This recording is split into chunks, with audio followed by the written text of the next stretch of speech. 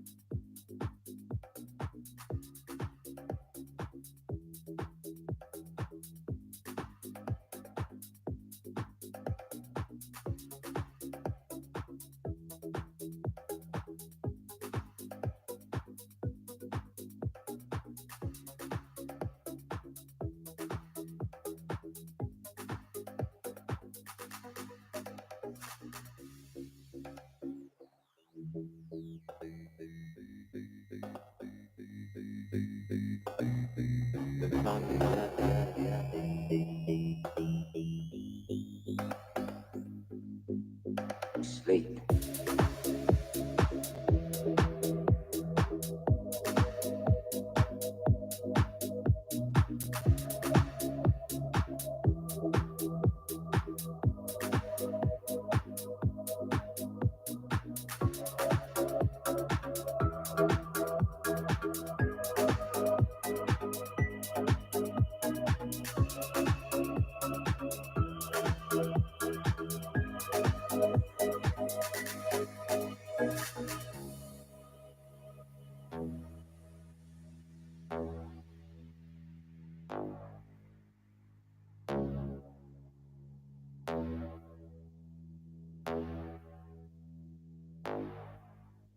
I only smoke weed when I need to, and I need to get some rest. Yo, where's my cess?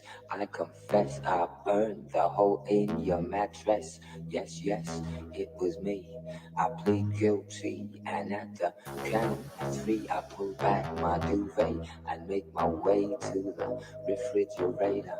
One dry potato inside, no lie, not even bread. Jam when the light above my head went bam. I can't sleep, something's all over me, greasy. Insomnia, please release me and let me dream about making that love on the heath. Tearing off tights with my teeth, but there's no relief. I'm wide awake and in my kitchen. It's black and I'm lonely. Oh, if I could only get some sleep.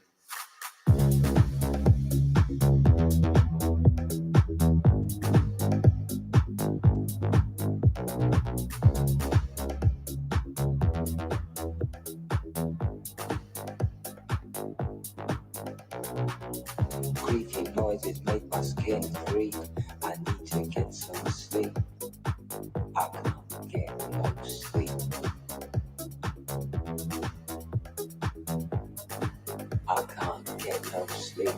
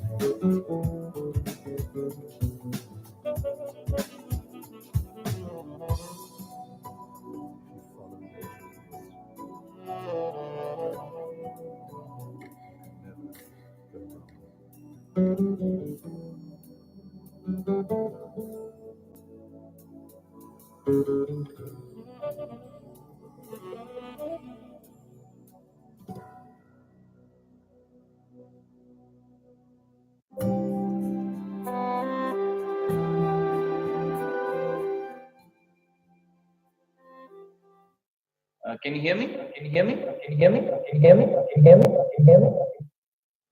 You have to mute yours. Okay, can you hear me now? Hear me now?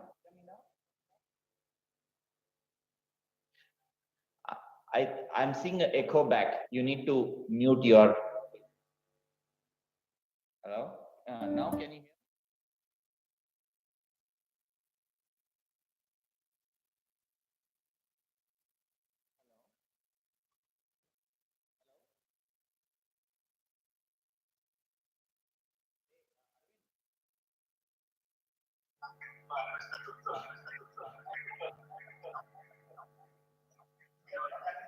Arvind, can you hear me? Can you hear me? Can you hear me? Can you hear me?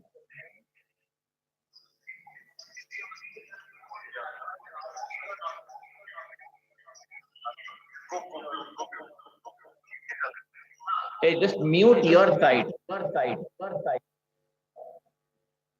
Yeah. Arvind, can you call me? Because I just wanted to make you're able to listen to me. Just 1 second. I'm calling on WhatsApp. Arvind?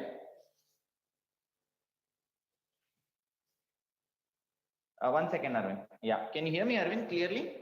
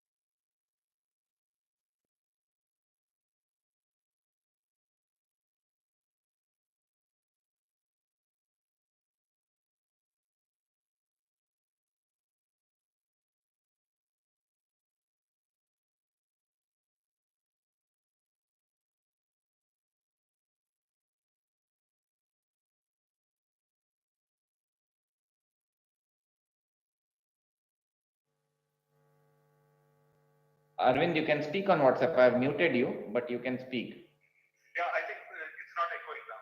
Okay, okay, awesome. So then, in that scenario, I mean, you guys can listen, but I can't hear.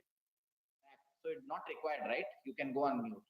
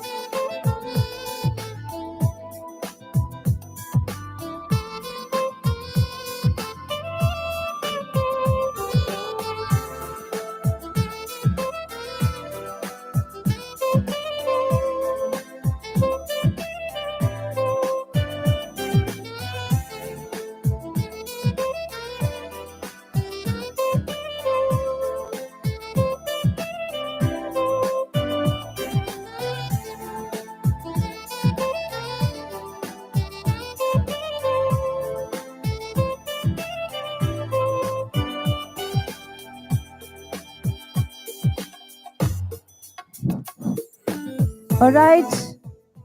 It's time now to invite you to the post-lunch session of the Qwikcilver Gift Card Conclave. I request those of you who can even hear me outside this room to make your way in, to settle down, to get yourself a seat, just so that we're on time to start the second half of this fabulous getting together of minds. Thank you.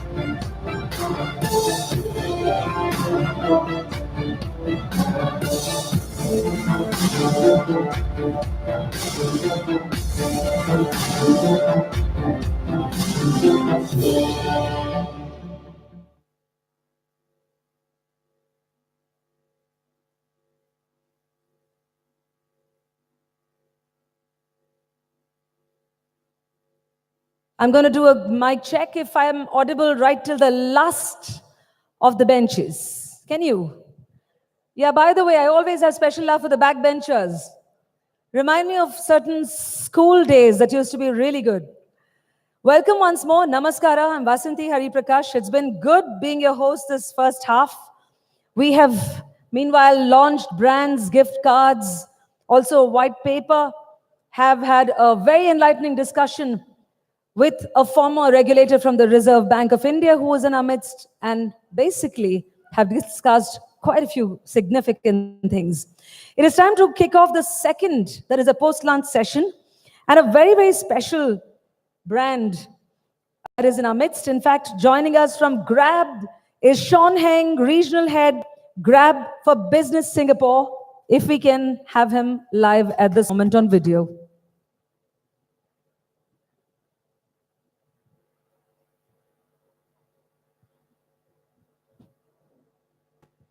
Right, Sean. So, if you can hear me, I know my voice must be echoing at the other end.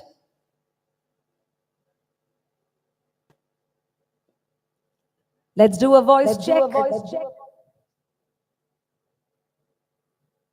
I love how my voice is traveling across. It gives a very filmy setting. We're going to try this once more. If you can hear me? Right. I'd now like to hand the speaking part to you to tell us a little bit more about your association with Qwikcilver, and it's now all yours.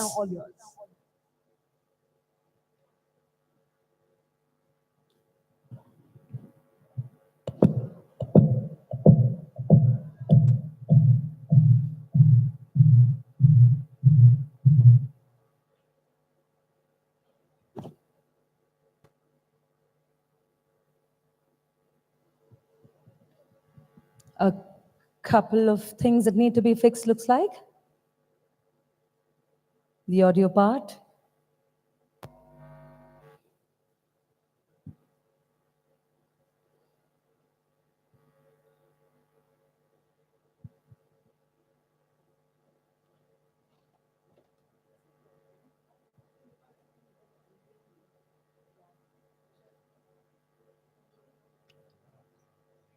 Yeah.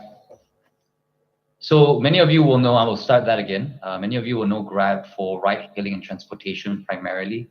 It's an area that we've been doing business in Southeast Asia for the last 6.5 to 7 years. We started that out of Malaysia in 2012, and we've very much grown that business beyond since. We're now present in 336 cities in 8 countries in Southeast Asia. We have over 144 million downloads and counting. I like to always share with people the growth numbers that we've had. Since 2 years ago, we were only in 35 cities, and we are now in 336. And we are continuing to expand within Southeast Asia very aggressively. Beyond ride-hailing and transportation, we have also started food delivery. We do logistics, last-mile logistics as well, under a brand called Grab Express. We have then expanded our business to include other areas of personal mobility as well. So we even have e-scooters. We've also extended that to a marketplace where we introduced our big loyalty program in Southeast Asia, known as Grab Rewards, and as well as trying to lubricate the entire process with Grab Payments as well. Beyond Grab Payments, we've also expanded into Grab Financial Group, where we provide lending, microloans for a lot of our drivers and giving them access to funding and working capital they would otherwise never have had before in the past. So as you can imagine, we've continued to move and expand our business in many different ways and verticals. The strategy and the focus for 2019 is actually taking that concept of a super app strategy and taking that even further. So you will notice for some of you who might have seen some of the headlights in the recent months, we've had a lot of new verticals and services and categories that we have introduced into our app. You will find that you will be able to watch in Indonesia. We are streaming videos into the app now. We have partnered up with companies like Hook. We have also partnered up with very big global and renowned brands like Booking and Agoda, where you will eventually be able to book hotel rooms on our app as well. We are moving into areas like ticketing, where we have partnered up, and maybe for many of you in that room, a very familiar brand, which is Book My Show, is one of our main partners that we have teamed up with as well. Now, as we think of that super app strategy, one of the biggest and most prominent goals that we have is to give our consumers and users access to all of our core services. In addition to that, it's what I mentioned earlier, is new value-added services like tickets and hotels and movies and videos, right? As those services continue to grow within the Grab ecosystem, that's where gift cards pretty much come into play.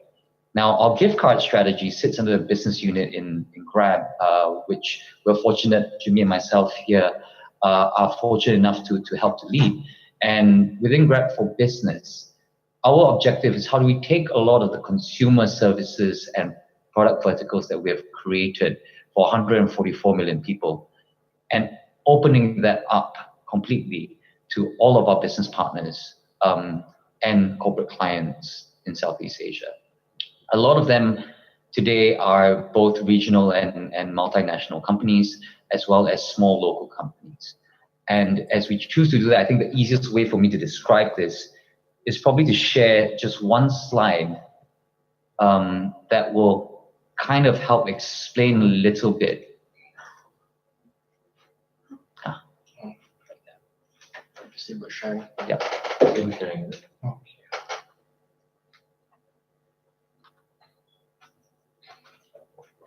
So whilst we're trying to solve that technical issue for showing that one slide, Grab for Business is essentially trying to, it has started primarily with transportation as we did in the B2C world, right?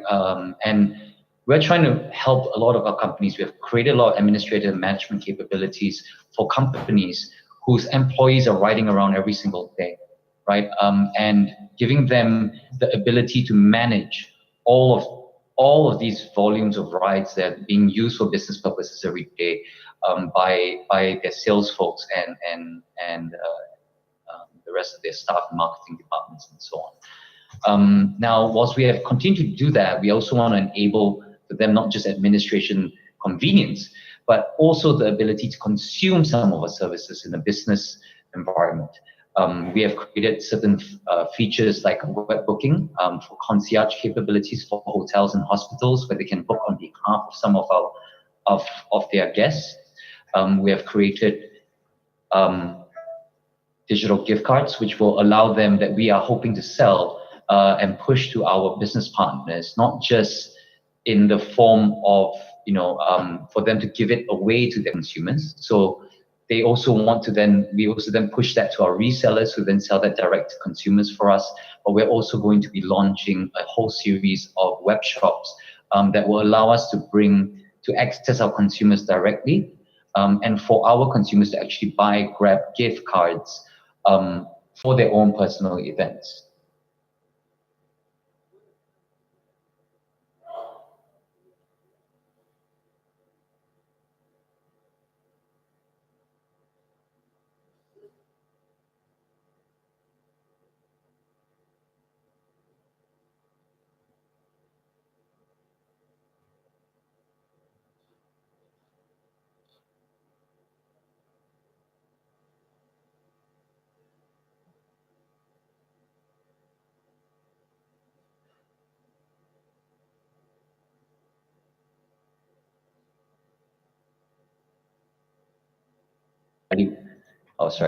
And it's kind of helping them to solve a value-added requirement for their guests as well and some of their clients. Now we need to check this. Yes, okay. So that's where gift cards fit into the picture. We are also going to be, as you can imagine, a lot of our logistics businesses you see on the left-hand side of this slide under Grab Express is something where we are doing a lot of office courier capabilities for corporate clients. We're also providing a lot of food deliveries for businesses as well. And we are even looking into expanding into groceries and filling up the corporate pantries of our corporate clients' offices as well. Now, Grab Gifts is really one of the major channels that will allow us to kind of push a lot of these services to our corporate clients as well as the end consumers. Now, as you can imagine, it's not just about rides and mobility anymore. Gift cards will allow our end consumers to actually be able to purchase food delivery vouchers, logistics vouchers, and even grocery vouchers. So we'll be able to mix and match all of these things for end consumers.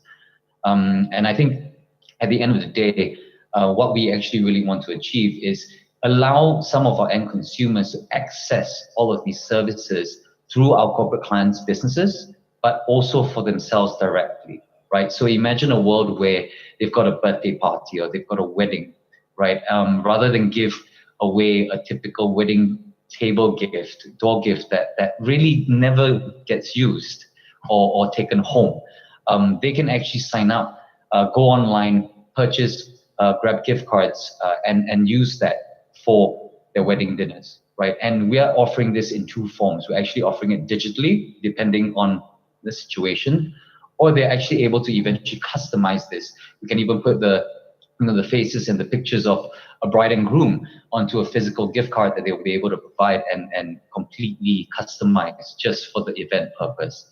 So I think that's the direction we're trying to go into. We are at that point now where we have just finished all of our technical integrations with Qwikcilver. We are very much on track to launching this on the 1st of May. We'll be doing this in a staged rollout fashion. We'll be doing Singapore first, followed by Indonesia, Philippines, and Malaysia. And beyond those 4 markets, we intend to open this up very quickly into all our 8 countries as well, and all 336 cities. Yeah. I think that's good. Thank you. Thanks, Sean. Anytime. Vishal, so are we? Yeah, so is that the end of the message? Are they still live? Thank you. In any case, if you're able to hear us from where you are, Sean Heng, Qwikcilver is certainly bound to do more good things for their business.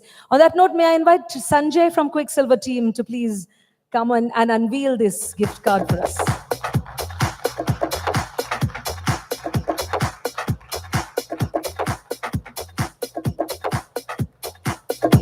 There you go, the Grab e-gift card.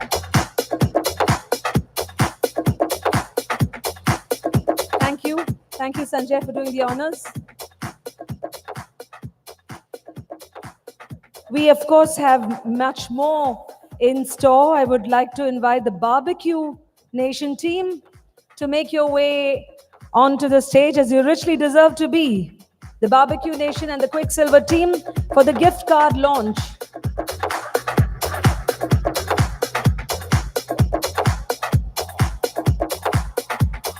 May we also have Mr. Sanjay Tambekar, Chief Technology Officer, once more.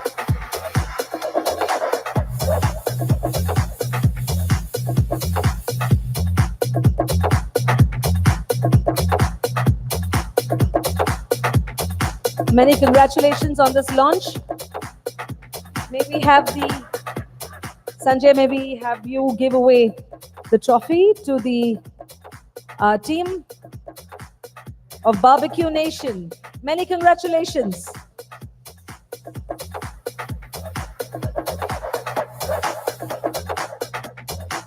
Thank you.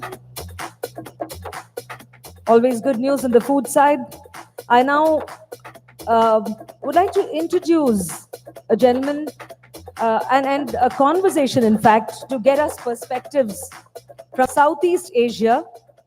And the people in conversation on a video call are Mr. Mukesh Valiram, Executive Director of the Valiram Group, and Mr. Sadiq Ahmed, Chief Strategy Officer, Qwikcilver Solutions, to shed some light on how the gifting market in Southeast Asia is.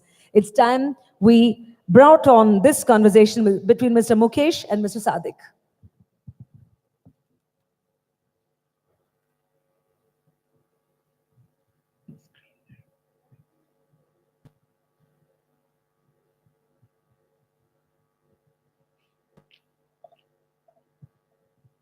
Can you hear us? Yes, we can. Yes, we can. Yes, we can. Yes, we can. Yes, we can. Okay. See the filmy effect anchors get. Yeah, it's echoing, but that's okay. I think you can put us on mute. So thank you, guys.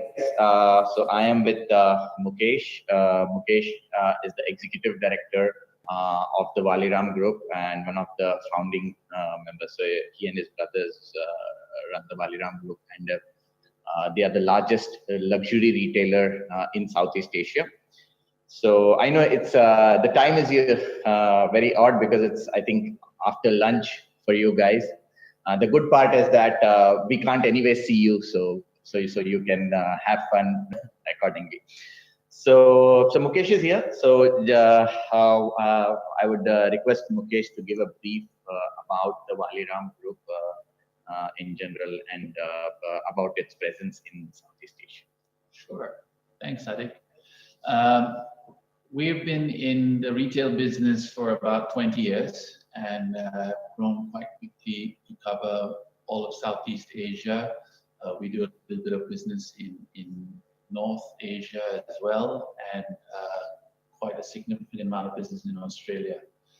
Our focus started in travel retail in airports, where we became franchise partners with key brands and brought them into the Malaysian airport. We're headquartered in Malaysia, and presently I'm in Singapore, where I'm based, and we have 6 regional offices.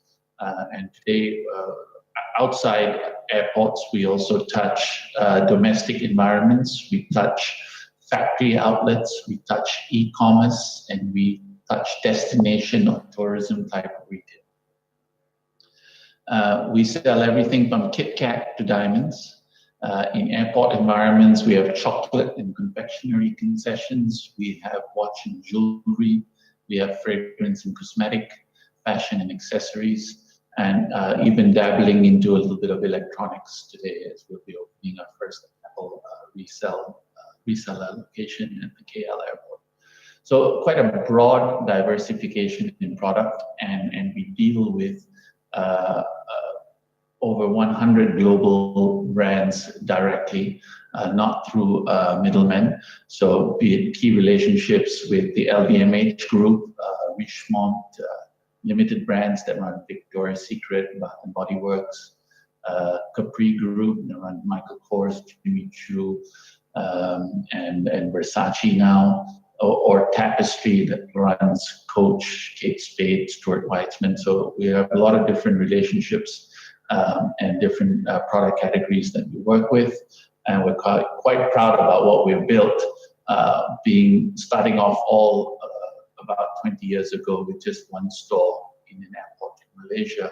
Today we have over 400 points of sale in 10 countries, covering all those different categories and still growing quite rapidly. all I can remember is I always have a Godiva chocolate in the KL airport whenever I'm transiting, and I know it's done by Baliram.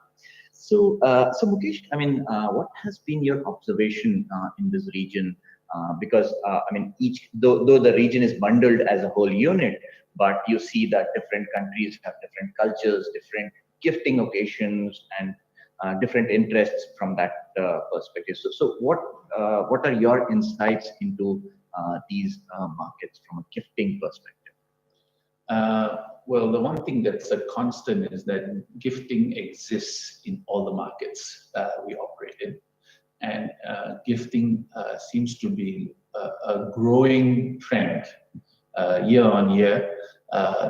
Gifting can also be sometimes referred to as a reward. Mm-hmm. And as economies grow, there's more gifting that happens. Gifting within families, gifting within organizations, gifting vendors and partners. So as consumerism grows as well, we see that the sector of gifting also grows in that same tandem. Mm-hmm. Got it. And I mean, as you're aware that we are working with Baliram to launch gift cards, which are Baliram gift cards itself and certain brand gift cards. Since you run quite a few brands like Bath and Body Works, Victoria's Secret, any insight into what do you think would have worked with these brands? Which are the better brands with respect to gifting, and what do you think which brands would really take off from your portfolio? Yeah, so desirability, mm-hmm. More than the big brand or the small brand. Yeah. It's desirability that will often lead gifting options, and anything with a higher perceived value, mm-hmm. and then comes convenience. So, the branded or specialty retail that we do, I think lends itself most versus multi-brand and or departmental store, because they're easily identifiable. Correct. Right. So if you're giving a 15-year-old girl a Bath and Body Works gift card, the desirability is very high, the acceptance is very good, right? And it's almost a no-brainer in terms of their take-up. Even if they didn't know what the brand is, if they came into the brand, they would be very pleased that they received a gift or a gift card from that business. So it's Victoria's Secret and Bath and Body Works are very highly desirable brands. But if I go into a different spectrum in terms of desirability, it could be into F&B as well. It's Godiva, you mentioned. It could be a Godiva ice cream that satisfies someone, or chocolate as gifting. So, I think we'll be simplifying the journey for the gift giver with introduction of these cards and causing incremental lift, because it removes the mystery associated with what is it that the recipient is going to want. Mm-hmm. So you then give them a stored value card of some description, which is nicely presented, mm-hmm. and can be used effectively across multiple points of sale. Mm-hmm. Perfect. So in fact, one of our colleagues, Shankar, you're yet to probably meet him, is a big fan of all the brands that you power in your portfolio. So one quick thing is, Baliram also grew really fast, right? I remember you telling me that only a decade back you had hardly a handful of stores, and it grew really big. So what has been the role of technology in all this, Mukesh, and how do you see it going forward? It's we have a saying inside our business, which is first people, process, and then technology. So I think in the early days it was less technology, more people, and when you got people, you then needed to spend time on process, but often you spend time on technology and process hand in hand. I think we did that, and today, for the last, I think, 5 to 7 years, we have probably over-invested in technology. Not all technology works, but it's important to get the rhythm going. And we come from, Malaysia, where our head office is, but we come from a relatively young science in retail, a relatively young science in the people associated with our business. And the exposure to technology was not probably as compelling to what you would see in the Western world or even in China, when I see what happened in China. So technology is incredibly important. The use of it and simplification of it, I think, is more important, right? So in the old days, if you talk about, we have to write and create and code specific for the business, I think that's a thing of the past. I'm more for, give me bite-sized solutions like yours, which is, plug and play almost, and that can give you then the data you need to run your business. And I think technology was there, but it wasn't the real cause of the growth. Right? But I think in order to leap, I need that today. Perfect. So, Mukesh, I guess we're working now for the launch of the gift cards, and hopefully that would probably be a big business for you. And we'll do our best to make sure you succeed with whatever we are able to give you. Thank you. Thank you. Thank you. Thank you, everyone.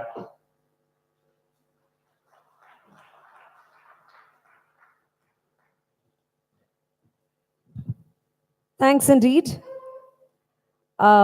It's always good to get those perspectives, and on the video call managed to really crunch quite a bit onto one call. We thank both the speakers once again, Mr. Mukesh Valiram as well as Mr. Sadiq Ahmed.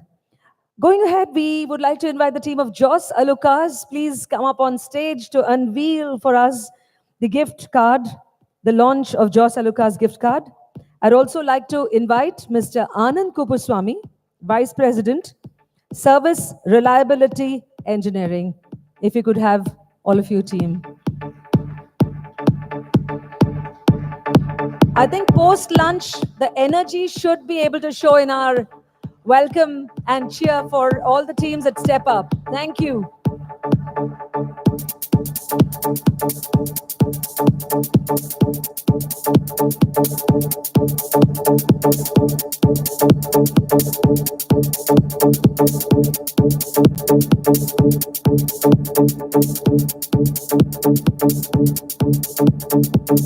Can we have all of you to unveil this, please?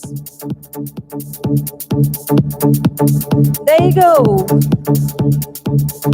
Congratulations, Jos Alucas team.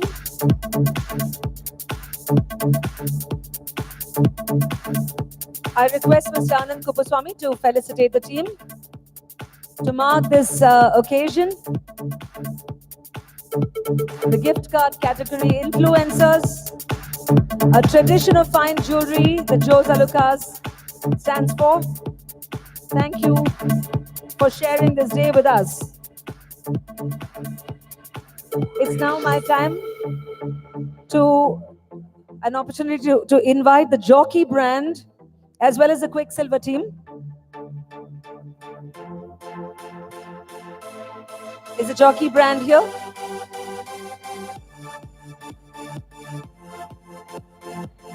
In the interest of time, I'm going to be inviting Speedo team to be ready next.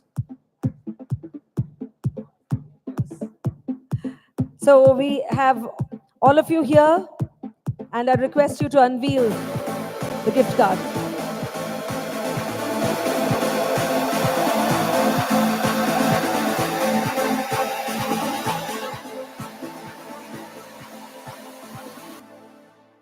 Thank you, and may we have a felicitation by Mr. Anand Kupuswamy for the team.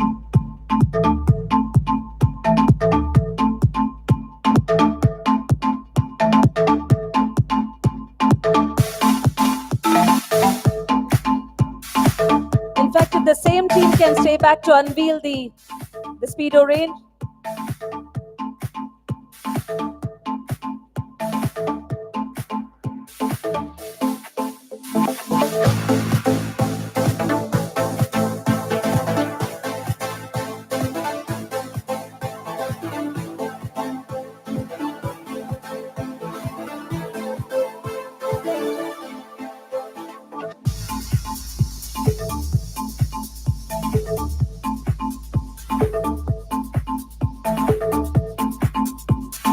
Yep, all good things we need to wait for a few moments. So now is the time to unveil the Speedo gift card.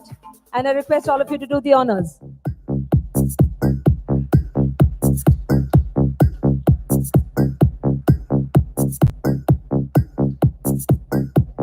The trophy time. This time for the Speedo brand.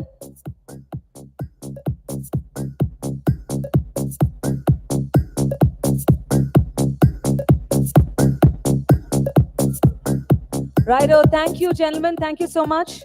Would request now the Kurlon team to step up. Team Kurlon for the unveiling of the gift card. If you can quickly step up on stage.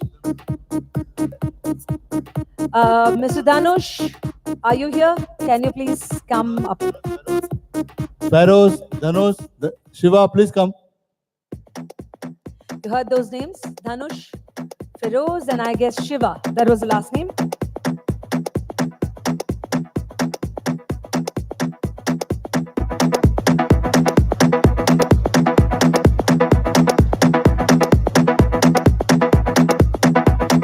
Straight without the wait, as their tagline goes.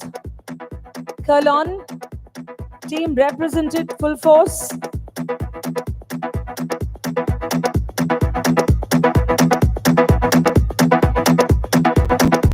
Thank you indeed. May we have the trophy given away to Team Kurlon.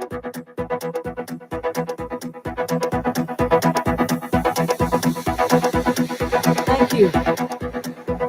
Next up, the Beer Cafe team.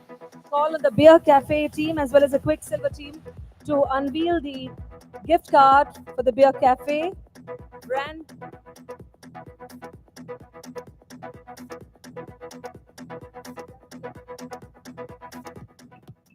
The Beer Cafe brand team could make their way up.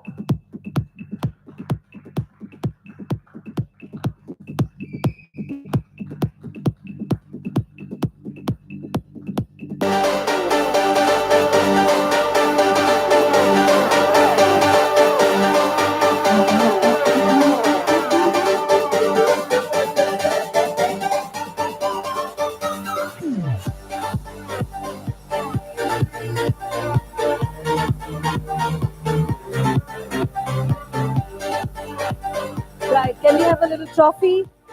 I can see whistles and hoots. I don't know what this, the effect of this word that starts with B.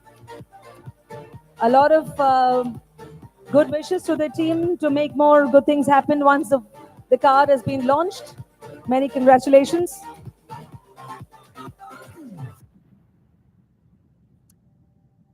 Thank you, people. Thank you for joining us on stage. Well, now, ladies and gentlemen, we are going to take the next couple of minutes to just set up the stage for a discussion. We heard a panel in the morning. It's time for the post-lunch panel to step up. And may I request the organizing team to have the chairs ready to get all the guests on stage.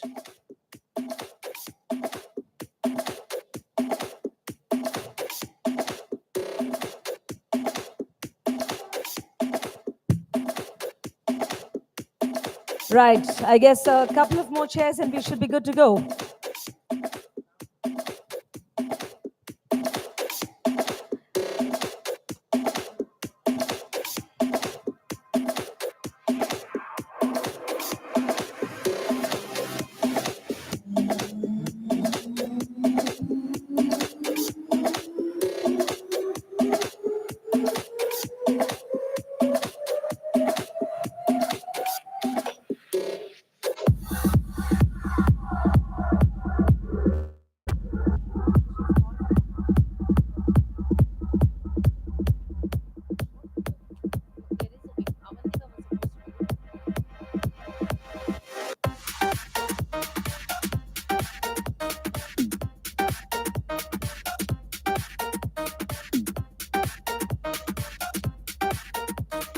Okay, so now is the time that we invite people who represent brands who can certainly give us more insights into consumer behavior into this market, maybe invite Mr. Ajay Sukumaran, Head Group, Institutional Business Future Group. May we have Victor Atanasov, Founder and CEO, Bogi. Mr. Bhavesh Singhal, Senior Director, Revenue and Growth, Myntra.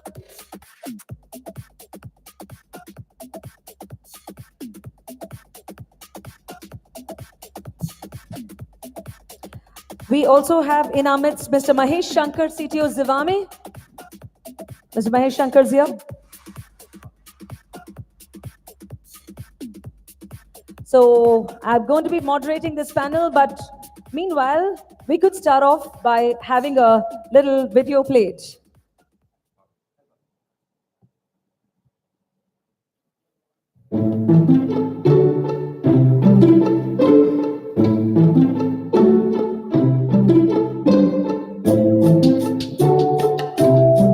I think I know a lot about her, much more than probably she knows about herself.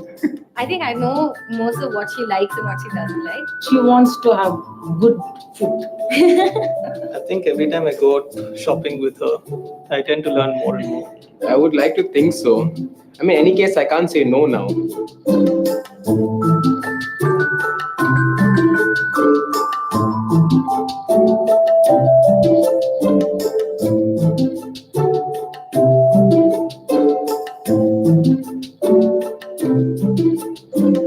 I think if you gave her a whole building which was dirty, she'd probably clean the whole building. Like, I'll probably gift her like the biggest bottle of hand sanitizer or some cleaning product from Dettol or something like that. So. A guitar. Ice cream with a lot of nuts. I would say a diamond ring. That will definitely cheer her up.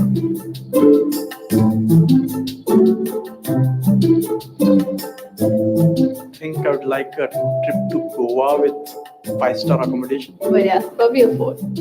I don't know, like vacuum cleaners, handheld cleaners. I just detest dust. I hate dirt, I hate stains. Tinted silk saree.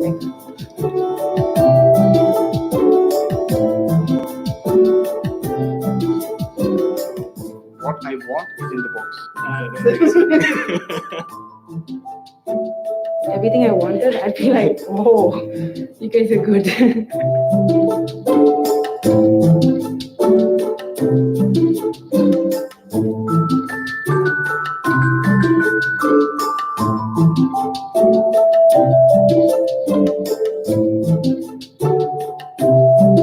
I think it's pretty cool because I think if you're not sure what to give, this gives you more options that they could go to more than a store or anything else than clothes or phones. So this is a nice way to actually give the person what he likes and wants. So happy.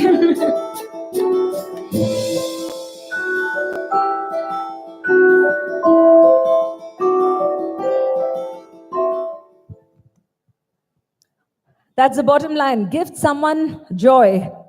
So here we begin. It's a panel that is rich with brand presence. And the whole idea is to decode what customers want and how do you actually find that out. So I'm going to be setting some rules. We have about 57 minutes on the clock. I'm Vasanthi. It's great to meet all of you. I would say that can we spend the first couple of minutes each to just make an elevator pitch as if no one in this room knows who you are, as if you're putting the brand's best foot, and we all are customers who are waiting to be enticed by each one of you. I'd probably go with you, Mahesh. Well, okay. An elevator pitch. Been a while since I did this. So I head tech at Zivame, and I also head the gifting side of things. It's Zivame. I mean, we sell lingerie. I mean, what better gift can you give someone?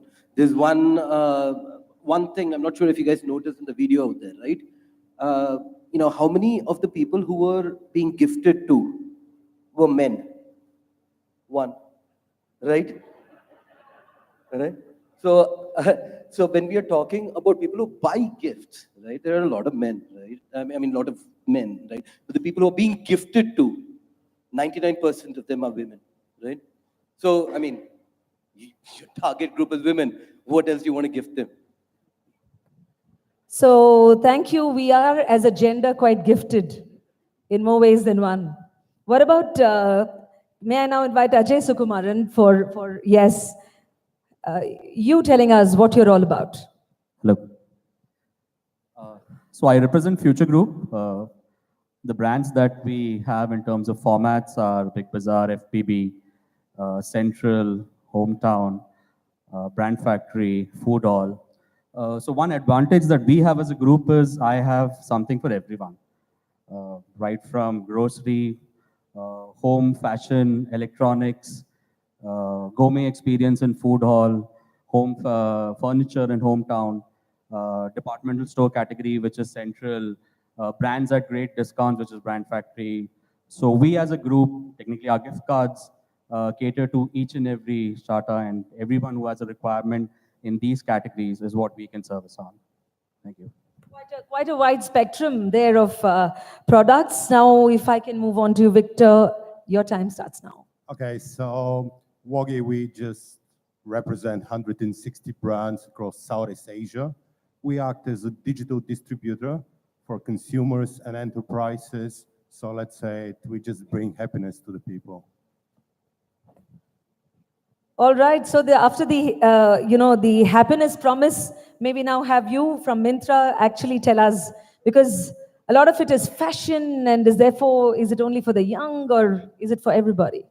See, our vision is actually to make this world a colorful and happy place. That's our vision statement. And in the industry of fashion, the person need to feel happy. The person need to feel the reward of buying a thing or getting the gifted. Now, that's where the gift card plays a big part for us, because even a customer himself is not able to decide what he wants to buy. I don't know how somebody else will decide in the fashion industry what I want to gift. That's where what we're looking for. Now you, in a way, Bhavesh, set the pulse on this by saying the customer himself or herself may not know what we really want. So what about, everyone here? So what's your journey been like in identifying who your customer is, and therefore what's that creature called the customer actually wanting that you can actually deliver? I mean, in no particular order, anybody can pick up the mic and you want to go for this. How do you identify, how did you really zoom in? Is there one picture of your consumer that really drives then how you position your product? So just a small anecdote on this one, right? Everyone's played Secret Santa in their offices, right? I mean, come Christmas, we all do Secret Santa stuff, right? So I received a money plant, right? With a very beautifully handwritten note, saying, hey, may your year bring joy, blah, blah, blah, right?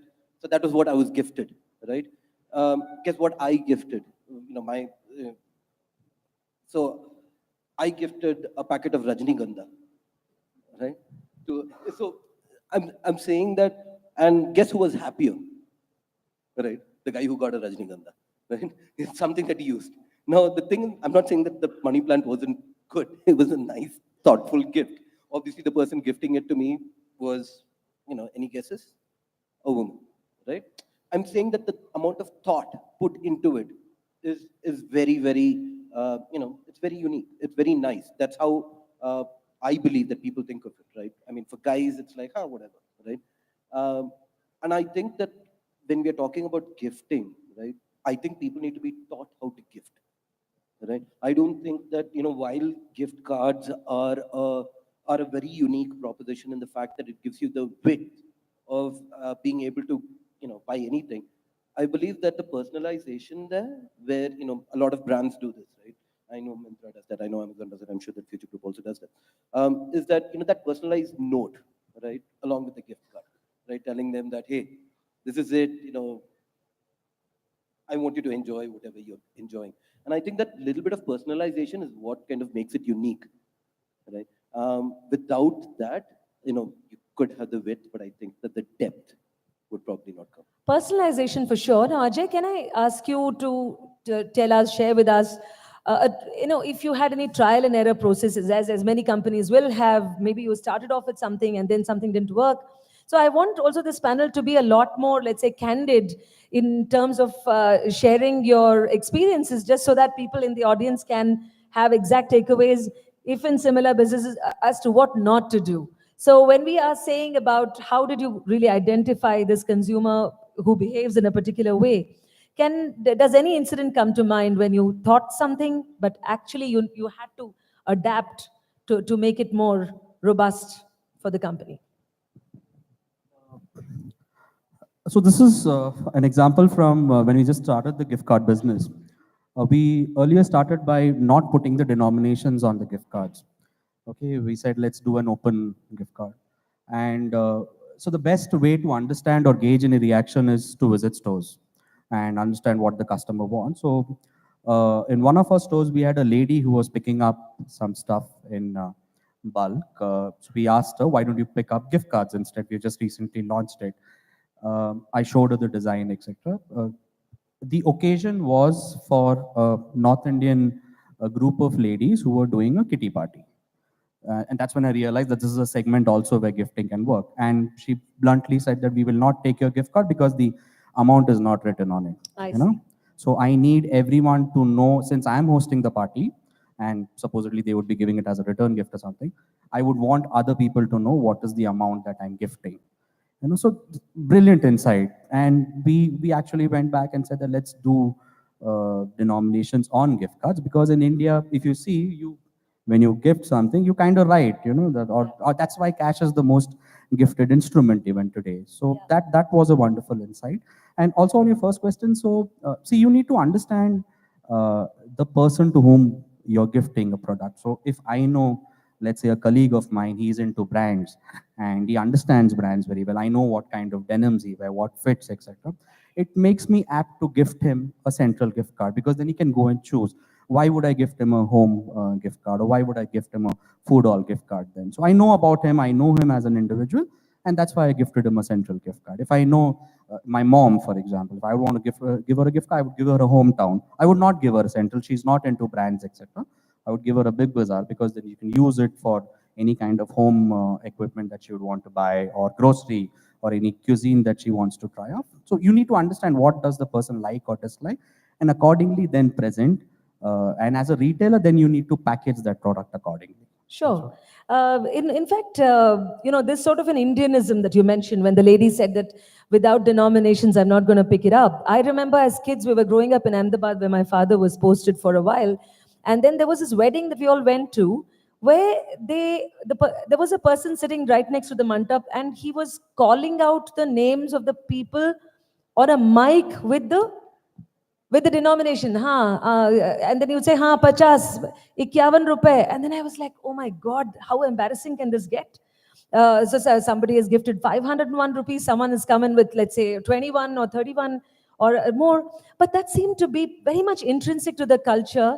So if you know, in Indian marriages, when someone gifts, so the father of the bride or the groom notes down, this family. So we were discussing that coincidentally during breakfast today. So Vinay was asking me what's changed in the gifting business.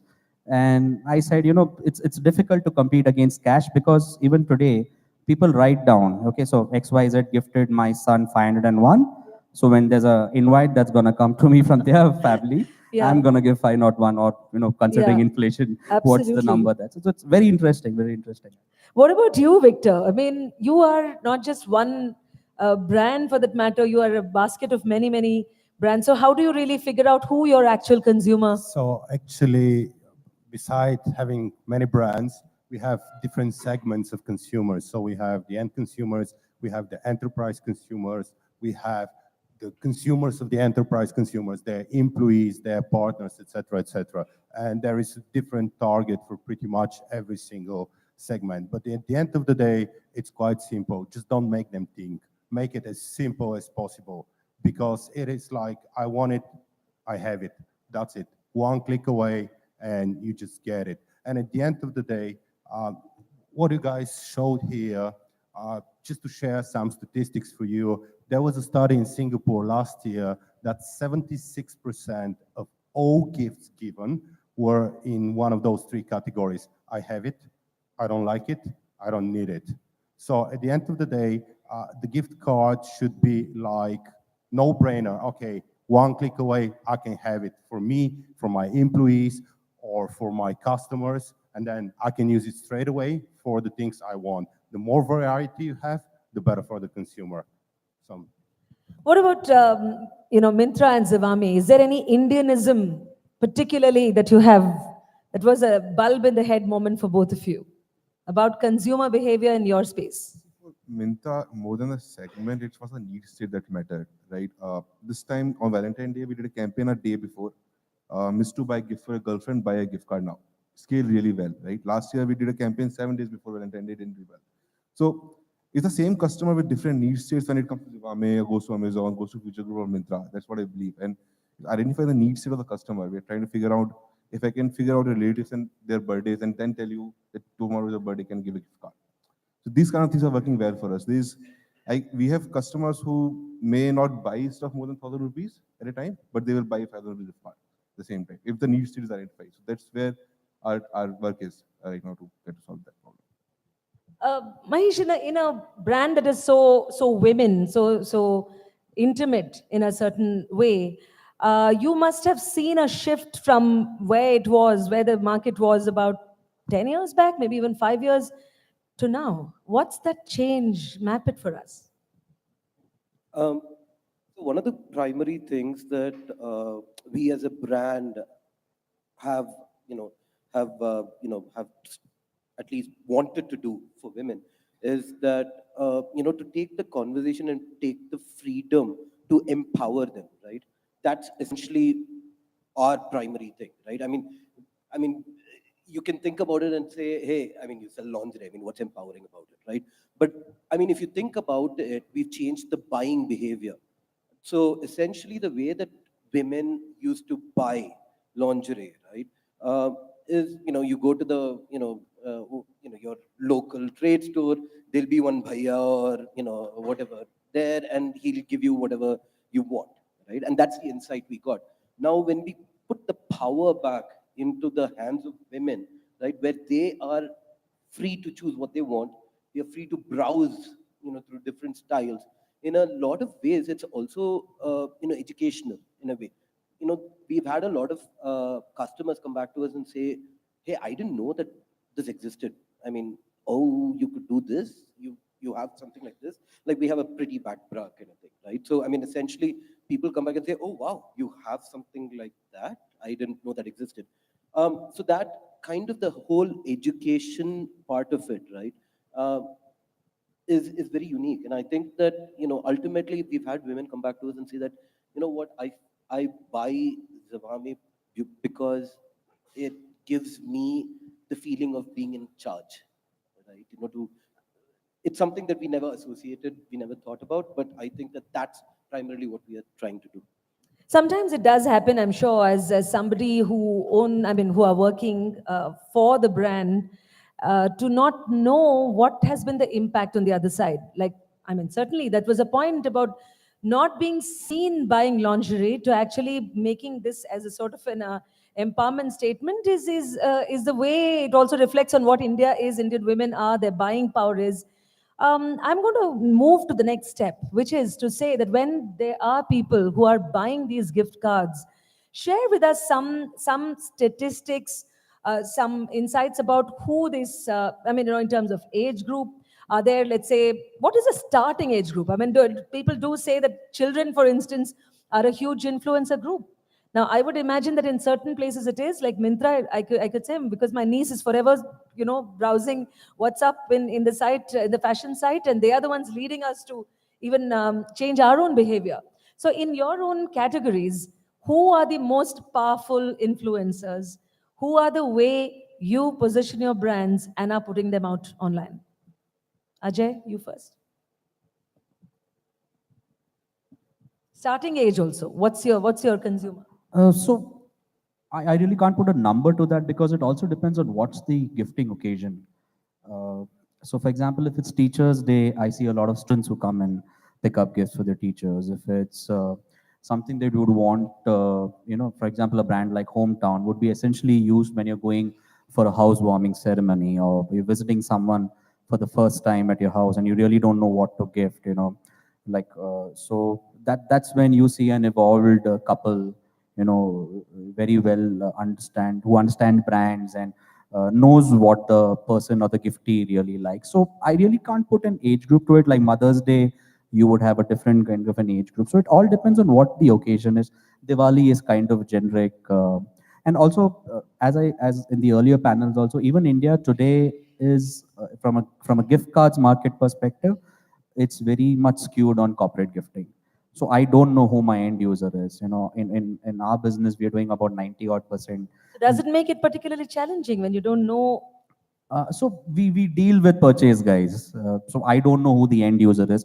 We try and educate them. We try and understand demographic locations. So try to map that with the stores that are in the vicinity and then recommend the right thing. But honestly, I don't know who the end user is. I don't know whether he likes my brand or no, because the decision is made by the purchase guy. And at the end of the day, it comes to a fact is what's my discount offering versus the other guy's discount offering, other brand's discount offering. But in retail, we're pretty nascent in the retail gifting space. We're just getting into gift cards, which would be a over-the-counter product. And that's when we surely would want to get into a lot of customer insight, because these are customers that I would want to know about. Why are they picking up my gift card? Whom are they gifting it to? What are the denominations? How frequent are these? Are they using gifting as a mechanism for every event, for parties, for return gifts, for housewarming, for every kind of occasion? If he is picking up gift cards, he is my right target audience for retail gift cards. And I need to do different designs for him, showcase him gift cards in every nook and corner of the store if possible, to make sure the offtake of gift cards is much more. But I feel age is kind of dependent on what the occasion is. Got it. Now, Bhavesh, to you, in the first half of the program, not sure if you were there, but Pratap did mention, and I happened to have been on a 3,000-kilometer trail to cover the Indian elections. We did this across small towns of Kerala, Karnataka, and Tamil Nadu. And for me as a journalist, it was really essential to understand the pulse of South India from the point of view of small town India. Now, that is the thing which is crucial to your business. We always keep hearing about numbers and how India is a fabulous market, attractive, etc. But I want you to answer both the age part as well as how is small town / rural India behaving in its need, or rather in its orders for supply. I'll just give you a small anecdote. I was in Pollachi. Now, Pollachi is a small town. I mean, you could call it geographically wide. It's in Coimbatore district, for those of you who do not know, and has been thrust into the national headlines for very, very unfortunate reasons. There's been a whole episode of a sex blackmail things where young women have been targets on social media for a particular gang that was operating and filming them. Now, for me, because I had to understand the psyche of women there, I went and, of course, to protect identities, we also managed to only put out the audio, etc. But one thing stayed with me. These two young girls who said, because I wanted to understand where this is all happening and why only some of those regions. And they said, that if we wear a dress, which in a lot of Tamil circles essentially is like, it's not, we would call a salwar or, this kind of thing. And they said that people would look at us, as in you are singled out for attention, as opposed to a full sleeve, well covered, no midriff showing. This, in essence, is a reality for many young women across India and smaller towns, including some who I met, one in Vijayawada, who said that she cannot afford to be seen in anything other than a sari once she is married. But here is an aspiration. I want to be this person who I see on television, in serials, who is so fashionably dressed.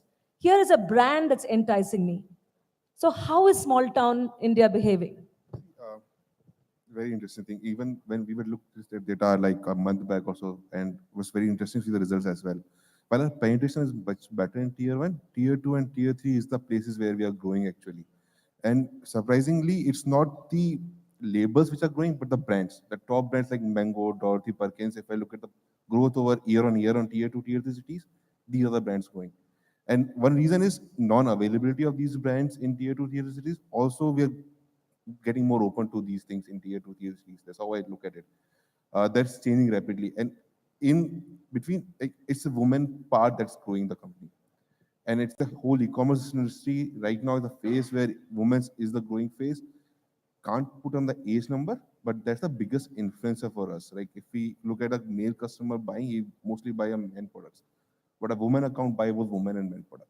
When there's a woman active from a family, she's buying for the full family, she's buying for children as well. So that's where the growth is happening. So for tier 2, tier 3 city and women, and for example, cash on delivery, it was the biggest lever that opened that system. Not I can trying to imagine. stereotype things, but a tier 2 housewife who's not earning money, if she doesn't have credit card or debit card, but the cash on delivery opens up that area where you can buy, you can pay later on all those things. So that's how it's changing for us. Yeah, the cash on delivery must have been a game changer, but pretty much similar question to you, because in Zivame's case, it would be even more, let's say, inherent to your business. Because yet again, on those same trails, I have had women who say, like I was telling you on the Pole Express that we did, people saying that, I would love wearing this, my husband wants me to, but cannot be seen in the thing. So there is a lot of order, in the sense you get it, but you probably just wear it within the walls of your home. So in a sense, when you are designing your products or even the gift card for that matter, what's the data or the insights that you are relying on to be able to cater to this very peculiar, this segment, which otherwise I don't know how many countries really face this sort of mindset. Yeah, so one of the things that that's interesting from a gift card perspective, learnings, right, so to speak. We were always wondering whether women would gift other women lingerie, right? It's one of those things which we never thought about, right? Why would you do that, right? I would never gift, one of my friends a pair of boxers, right? I wouldn't do that, right? Now, however, one of the things that we failed to realize early on, and which is becoming very apparent to us, is that women do gift women lingerie, especially for weddings, right? If for their as part of their bridal thing, right? So we have an entire bridal thing now, right, around gifting. And it is, even for birthdays, right? So one of the interesting data that we saw was that there were a lot of girls gifting other girls. I'm saying girls because they're in the younger end of the spectrum, right? Lingerie, which is fantastic. I think that, women and that whole segment, to your point about tier 1, tier 2 cities, I think that everyone's kind of coming into the open right now, right? And to Bhavesh's point about the fact that, they don't have access to certain things, right? And we make it accessible. Right? For a woman to actually go out and have access to all these different things, now suddenly it opens up a whole new world. Even if they're just wearing it within their four walls, right? It's a very, very interesting thing that it is one of those things that suddenly your world is full of possibilities. And sometimes clothes brands, they are quite an important, let's say, tool, at least as one has seen, in one's experiences, to either enhance your self-worth, to make a statement, to feel that sense of a spending power that I may have acquired now. So it means really different things. Sometimes it's about utility, sometimes it's about more. I'd like to pause here in case there are questions from the audience. Please feel free to put up your hands. You could also tweet your questions at Qwikcilver. In fact, if someone is there from the team to tell us if there are interesting questions, feel free to do that. We will also come back to you again. Now is the time, gentlemen, that we get into. We have spoken about consumer behavior. We've spoken about, let's say, the needs and who this so-called creature called the consumer is. But when it comes to gift cards, when you transition from your earlier style of functioning into gift cards, what was the big difficulty? What was the big challenge that you faced? Of course, it opens out opportunities, but it may have also had certain things like Ajay was sharing about the denominations. But I'm actually moving a lot more deeper into this because the transition, and I remember this is the second time I've been invited to be a part of this program. And the first white paper that was presented, we were still talking about how nascent it is in the Indian industry. And yet we've been quick to adopt as opposed to the West. So India is quite a peculiar country in that sense. So do think of, the kind of difficulties that you had. But I'm meanwhile going to ask you, Victor, how are we different from the other countries that you are in? How is India? a different story. Actually, guys, you cannot imagine how well developed you are in this industry. And so what we did, we started in Singapore and then we moved to Southeast Asia. And what we were facing as a big issue is to change the behavior of the customer. And actually in a market like Singapore, besides changing the behavior, we had to move the customer from physical to digital. And changing a behavior and building a brand, putting both things together is extremely expensive. So that's why what our approach was quite simple. Okay, we're gonna approach the enterprises, which will help us to build the behavior so that people will be, oh, that's cool, that's nice, that's interesting, I can use it straight away. And now answering back to your question, how different is India? So India is actually, because the necessity of this product is developing so fast, I would say in terms of digital, in terms of gift cards, is one of the most developed markets worldwide. And what you have a massive population, you have 4 big cities, everyone has a mobile phone, and all those brands, you see how many brands, they're available in real time, anyone can get it 1 click away, can receive it, people are using it. So from that point, India is actually amazing market, and Qwikcilver, they're just doing an amazing job here. Interesting. How about the transition, teething difficulties in your space? You want to go for that? I think the biggest difficulty for us is it's being digital. Like Sorry? digital, it has a different kind of feel. It doesn't give a feel of gift to people when you just send a code to a friend that, hey, I'm giving you a gift card, this is a code. That has a big barrier right now in India, where instead of giving a code, I will go to a Shoppers Stop or a Future Group, get a physical card. It just has a different kind of perception and the premiumness. And second thing is, while personalization is important, we tried it in this. The personalization that people need is at a very different level than what we can give them right now. So the video from the Grab, that they're trying to put the bride and groom's photo on the gift card. That's kind of personalization that people need, and that's where we are not there right now as of now. So that's where the journey you have to cover for. Yeah, so from the perspective of of having learnings, right? One of the things is that I agree with Bhavesh that that thought that people have when they gift a digital card, right, an e-card, it almost, for a lot of people, it felt shallow, right? When we were talking to people, they were like, there is no thought in this, right? There's no thought behind it. I mean, and so essentially what we ended up doing, for example, that they would like to actually see some product rather than a card being exactly, right? But then what we realized is that for men gifting to women, right, we are in the perfect space, right? Because I mean, they can't buy lingerie for women because they don't know what to get them, right? But giving them the option and the freedom to pick and choose whatever they want, suddenly that changes things, right? So interestingly enough, in the fashion space, we are in a very I would say in a very fortunate space, right, where we can be treated as gifts, and it's okay to give an e-gift card, right? Because it almost now suddenly when people say it's the thought that matters, it truly does, right? So essentially around that, what we did for Valentine's Day was we created something called a subtle hint, right, where women could come in and enter their their significant others' email ID, phone number, and all of that, and we would send them an email and an SMS reminder saying, "Hey guys, don't forget."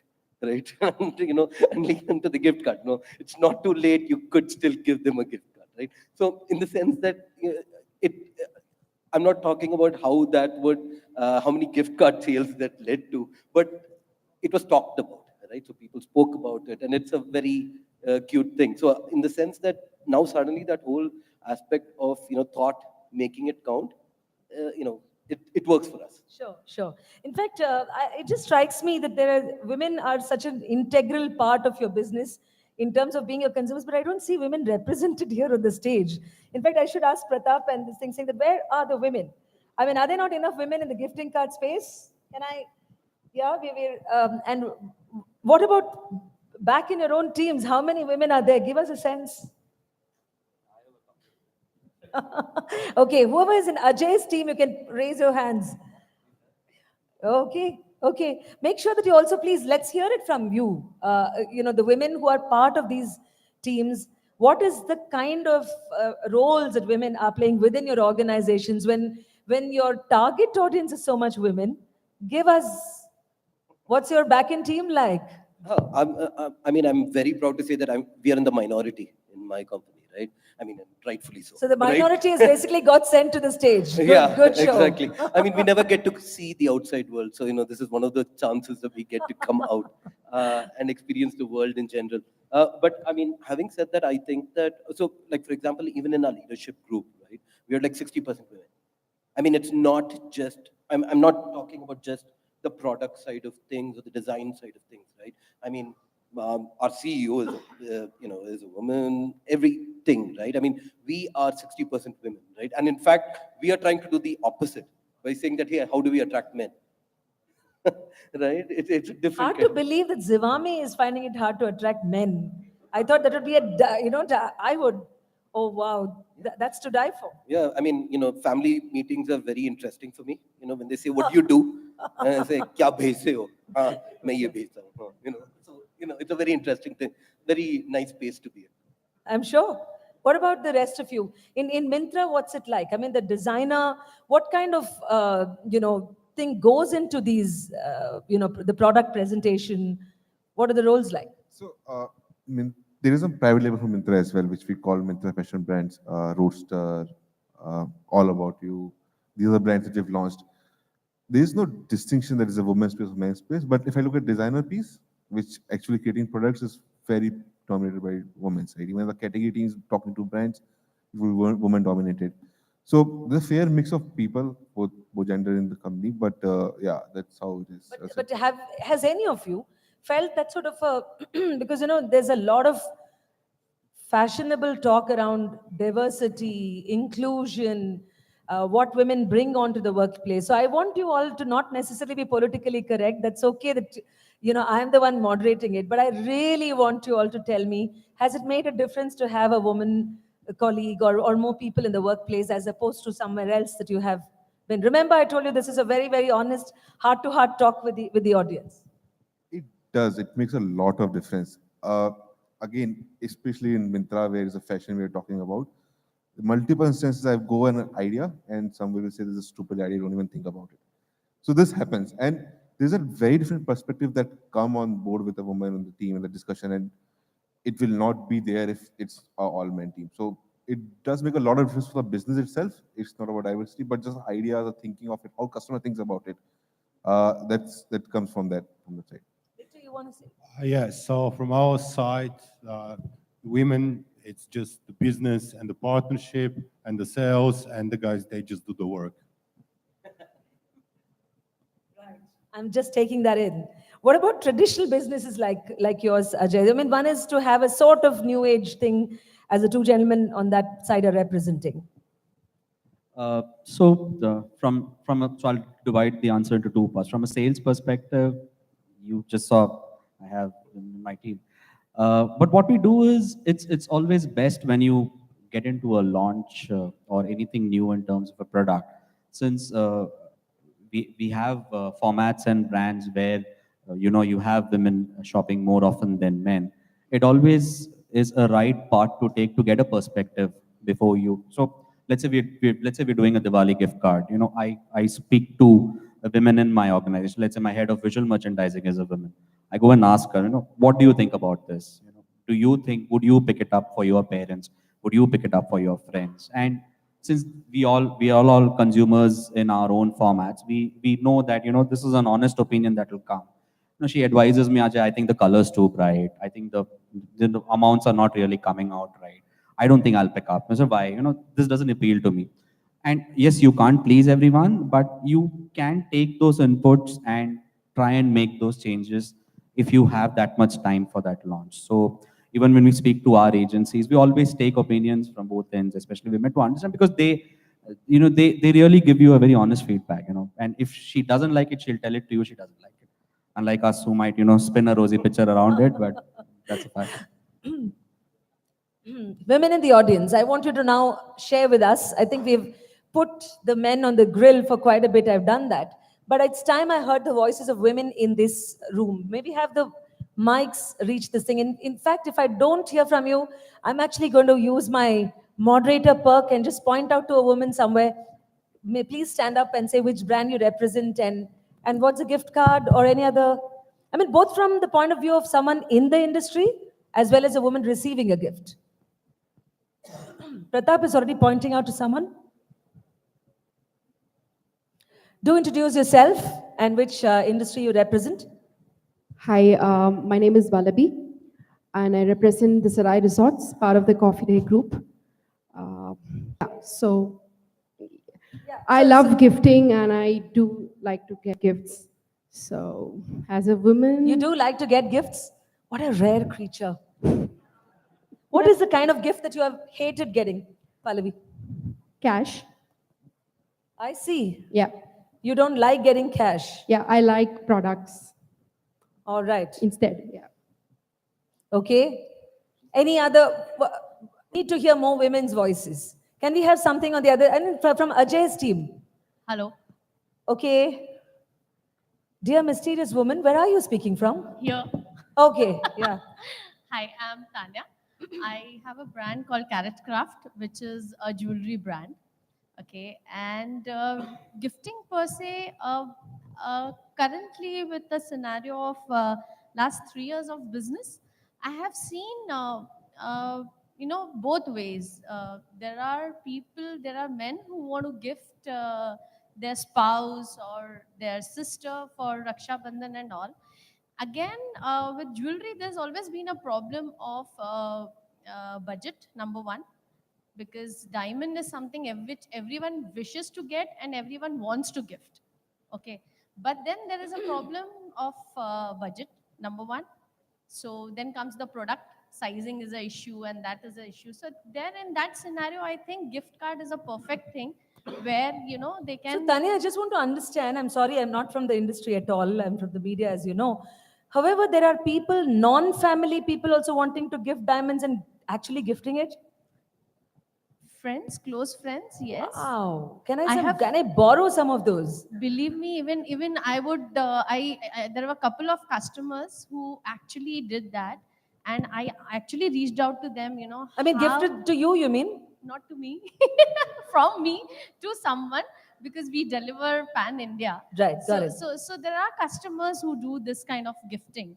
So there, always they end up buying a product which is not a sizing issue, like a pendant or a earring where, the sizing is not. So there, they always look up to, giving a gift card or something where their women can choice for themselves. Okay, but again, I have seen this kind of restriction with Indians. Women is not still given authority to spend on herself. Got it, right. Yeah. Very important point. Yeah. So whenever even the gift card or gift voucher, the denominations are always decided by the earning member of the family. You can't go beyond this. That's a very crucial insight, yeah. Yeah, so these are some of the points I think as an Indian society we need to understand if we are gifting someone. So I think this is something we need to look at. Thank you, Tanya, for bringing this up. In fact, Thank you so earlier... much. Sorry? Thank you so much. I said anything else from my side? Yeah, we'll keep reaching out to you. Thank you so much. Thanks. For adding this dimension. Because what you said about women not having the power to decide a denomination of a gift that you wish to give is very much the reality. I mean, so much with Pollachi that I shared. There's another one which people told me in Madurai, for example, of how earning women members, the moment they get a salary, they get an ATM card, but that ATM card is automatically by default surrendered to their husbands. And they said, we don't have any power over that. After that, you have to take it from him and then, be accountable how you use it. So I've already worked 30 days to get your salary, but it's been handed over to someone else. There you go. Very, very poignant one. Maybe have the person from your team, can you call out her name? Money. Yeah. Both as somebody within the industry and as a woman probably receiving gifts?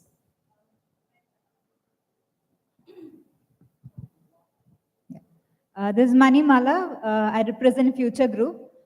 So I have received gift cards for few occasions. I would name it as most of it for my birthday, and also I have also gifted people gift cards because I feel it is they have options to choose, and the occasions would be a wedding, a friend's wedding, or any sort of your housewarming on such kind of occasions. So I would say gift cards plays a major role, at least off late. If you see the trend, it has been changing with respect to the gifting range.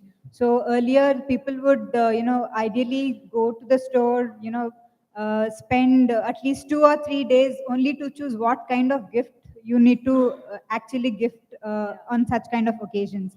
So now that the gifting industry with respect to gift cards is growing, so I think even the people are considering gift gift cards. But then again, Manimala, one quick question is that the previous panel, for instance, spoke about how gift cards can just get piled up and sometimes you just don't use them. I mean, you really, either they're discarded or sometimes they're just shelved. So is that a challenge that you have seen, and how do you address that in your company? I would say the usage of gift cards, which will be used in a specific time within 3 months, 3 to 6 months, the gift cards will be used. So the unused gift cards, the percentage is ideally lesser when compared to the redemption rate of when the person had actually received it. What's a gift you usually love receiving? I would say apparels. Okay, dear boss. I hope it's Future Group apparel. Remember, when you pick up the mic, the boss is watching. Right, but thank you so much for sharing this. Maybe just one more. It could be, I mean, at this moment, no particular gender. Sorry, can I also give you my perspective, but instead of my company, of my family?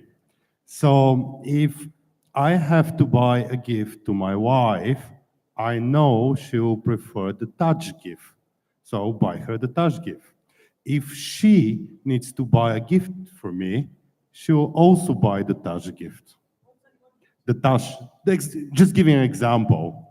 So because I know she'll be happy if I buy her this gift, and she knows she'll surprise me with that gift. But actually, I want the beer cafe gift. And if I want like to give a gift to my friend who I know for a long time, I will just not give him touch. Maybe I'll give him touch for wedding, etc. But like for a casual gift, why not a good experience? So that's why the perception of gifts, you cannot just put everything under one hood and say, okay, so those brands are for women, those brands are for men. We need to target men, we need to target women. It's actually, that's the beauty of the gift card, because it serves different purposes. And as I said, like there are different gift cards, and depending on what is the occasion, how you want to do it, they're always the perfect choice. Thank you, thank you. Just adding to what Victor said, I think gifting products versus gifting experiences. Just a show of hands in the room, if you had a choice to get a gift, literally, would you like an experience? How many would actually go with, if I had the choice that I'll give you product like say jewelry, this, that, watches, versus probably a holiday in a space. I saw only Shankar's hand go up. You're the guy who So let's have a show of hands for the experience part of it. Can we just have, how many of you in this room care for, right, so that's, what would you say, about a little less than 20, but not that this room is any sample size, but it's certainly indicative. So products, how many of you would really, products? You would love to get products as gifts. This, I mean, I can't see your hands unless otherwise. There are people in this room who would neither like products nor experience. Maybe they prefer cash. Cash. Perfect. Okay, how many like to Buy get the cash? gift card, guys. Cash. There you go. See, they're very self-content people. They don't want any idea of gifts, and so it certainly gives us a perspective and picture. While we wind down this discussion, therefore, keeping in mind what we have seen from this room, I would like each of you to tell us if, in terms of a customer experience, there was, let's say, a bad experience. I mean, it happens with the best of brands, right? Like, you've interacted with a certain digital portal, and that sort of starts reflecting on the brand. It has happened with me so many times, sometimes with airlines tickets, and sometimes it's not even the brand's fault the way that has been. So, yet again, delving into your personal experiences that can be takeaway for the audience. Tell us one incident or an anecdote when you had to correct, or when you reached out. How did you reach out to an disappointed customer? In what way did you manage that episode? Anyone? So what not any specific example, but what at least we as a group or we as a team essentially, we're very clear that yes, there would be a lot of irate customers. Sometimes there would be a tech problem, the network would be down, the guy at the cash counter doesn't acknowledge the gift card. So what we've done in the organization is that while we power gift cards as a sales team, we are also responsible for making sure that the customer queries are addressed. Because at the end of the day, it reflects on the brand that you are selling. So let's say I have an ex-corporate that I'm servicing.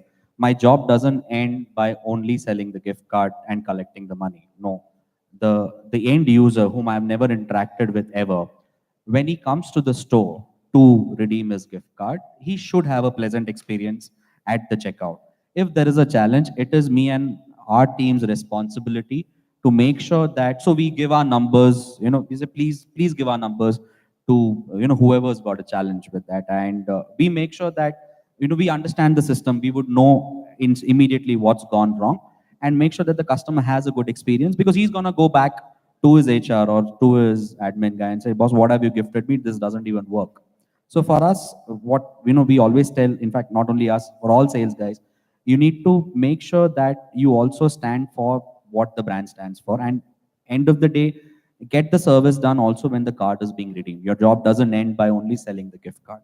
So that's one thing that we've very clearly implemented at our end. So the stores can call us anytime. We have a 24/7, we're active on WhatsApp, immediately resolve the issue, because that's how it's done. And things go wrong, Yeah. You have challenges on tech, you're in locations where OTPs don't come, etc. So how do you resolve?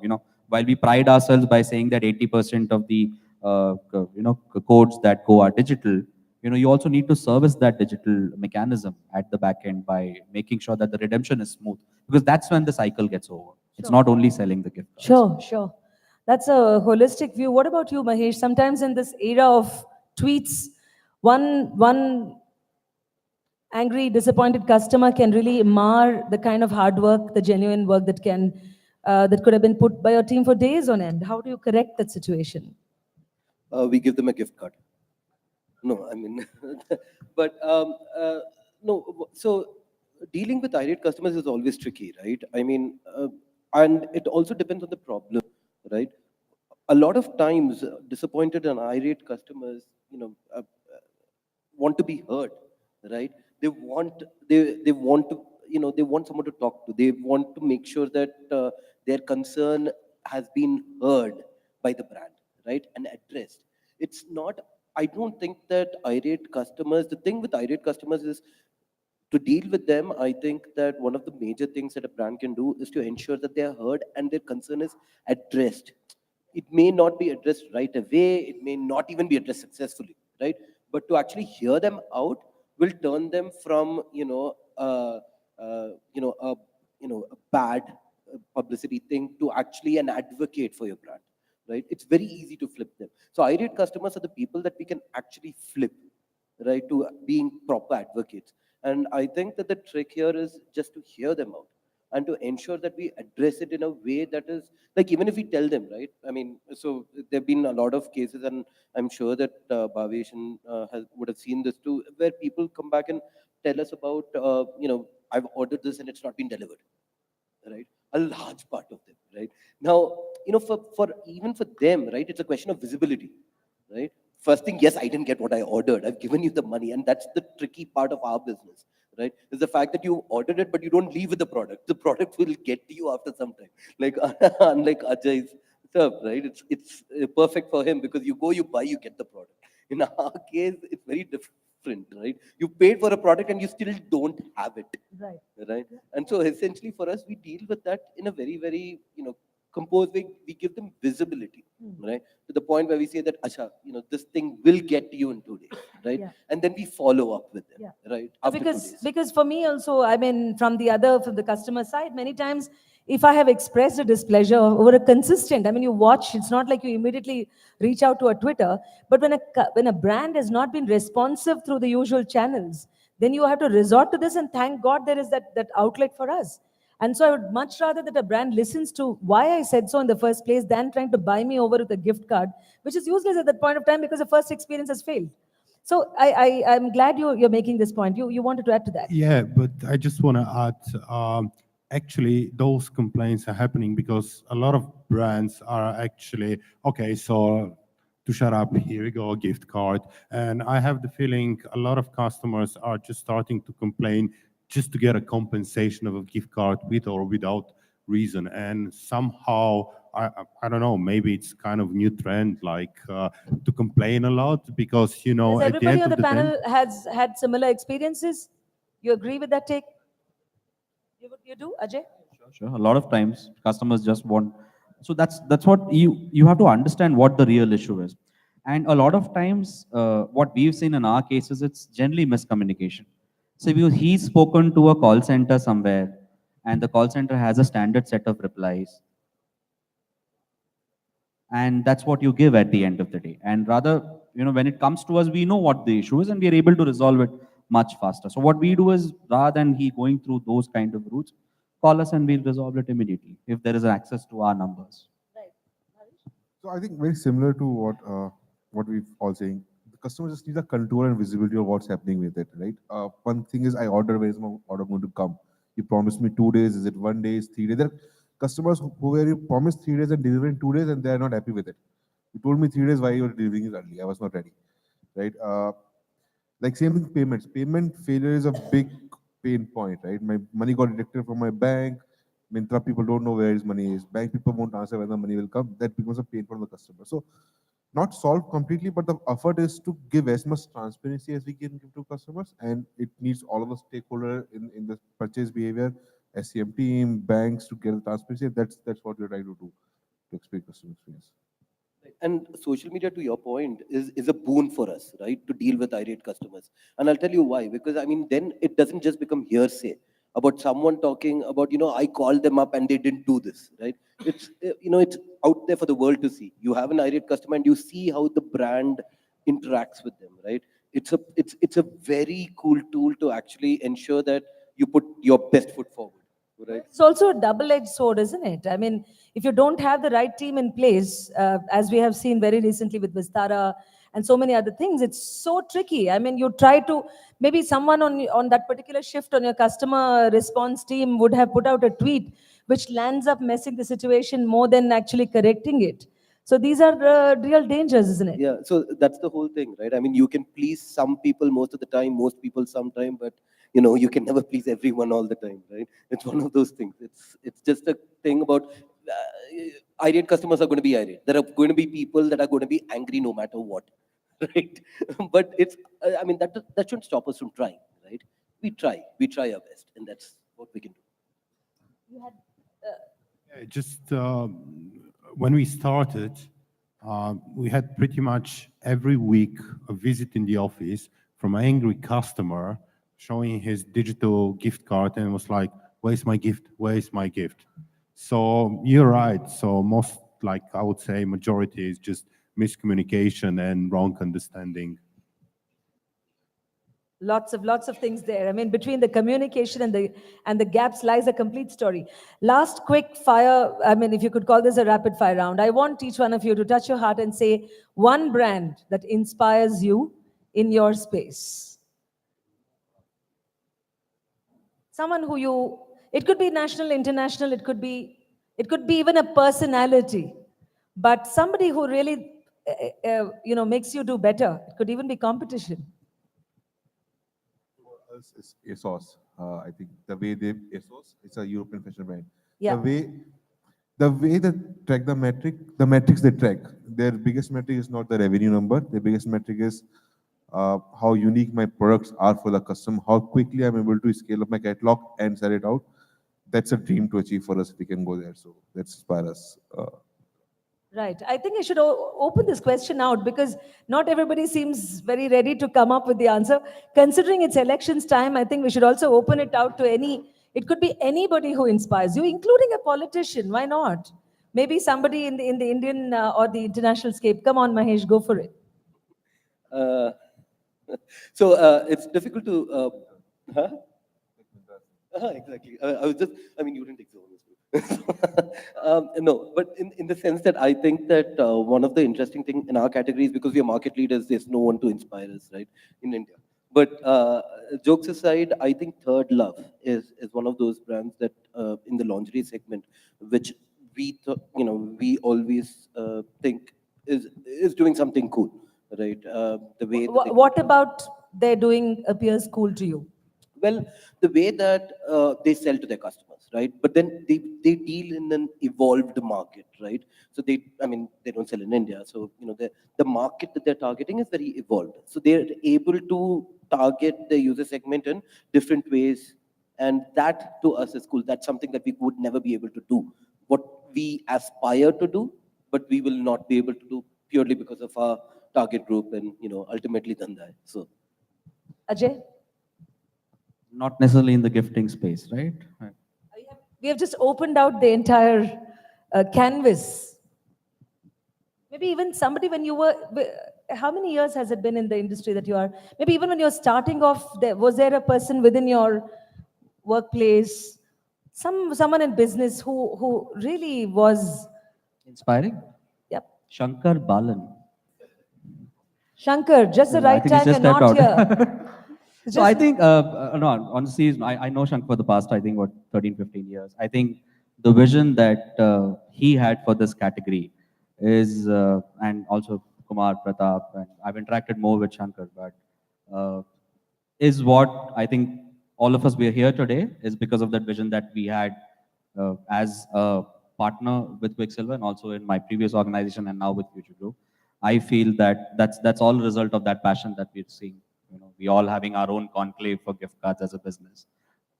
I think you've come a I'll long nominate way Shankar from. Balan. Yeah, you have really come a long way from probably such a new space to actually having a conclave around it. But on that note, I think we need to applaud everybody who's really brought it to this stage. Yeah. Who have been your inspirers? So I would say this way, I always inspire brands that change behaviors, and especially those brands who create a market rather than a product. Are there examples? There are a lot of examples. If you talk about the digital world, companies like Zalando, who moved like buying shoes from physical shops into digital shops, companies like Apple, which they start with, it's not this, and we know this is the market and we have created a product. Their setup is, we have created the product. So this is like companies which I really like, and I really got inspired from them. Companies which are really changing the way we behave, the way we got inspired as well. Sure. Bhavesh, the last word. So again, we are in a space where we are solving problems that are not solved, and a lot of inspiration comes mostly outside of India. Like ASOS was the example I quoted. Netflix, for example, the way they showcase their product to the customer, the way they personalize, it's a big inspiration for us to learn from them and try to implement that. So that's where the thought is. There are people who have solved the problem which we are trying to solve right now, and that's why we're looking for them. Very good. Thank you, gentlemen, for actually, heeding to my appeal to be candid and sharing your insights and also what really means to you in this world of business. Let's give it up for the panel. Thank you so much. You've taken us one notch higher from our understanding of many of these spaces. I would like to invite Mr. Gyaneshwaran, if you're in the audience, to please come up and felicitate and essentially reward good behavior on part of the panelists.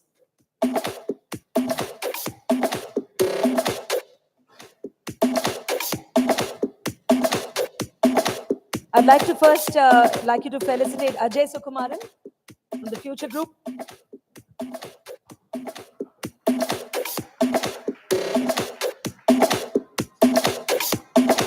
Mr. Victor, founder and CEO of Nogi.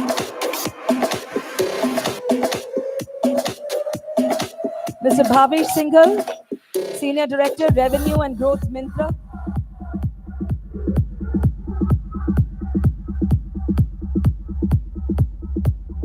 Mahesh, who's represented Zivame and is going to be applauded by all his female colleagues who sent him to represent the brand here.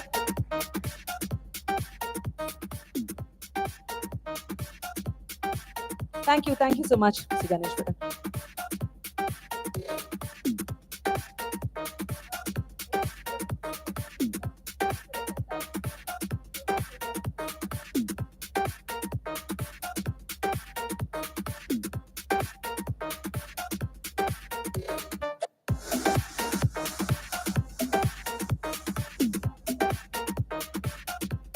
So I get something called the gift card category pioneer. Given the number of years I have spent making this gift card industry is so fabulous, I'm so glad that Qwikcilver has recognized my services. Thank you, people.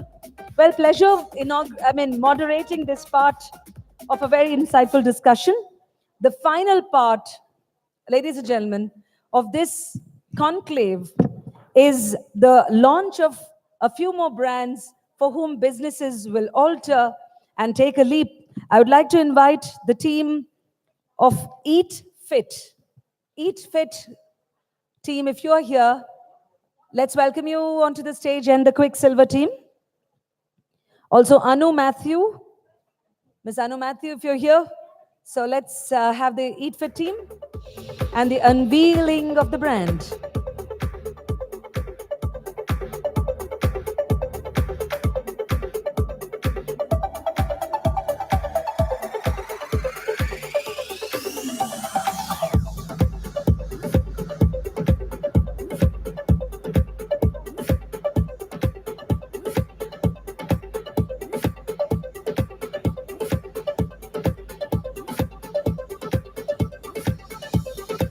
Yeah, I'd like to request the guests to hold on for a moment.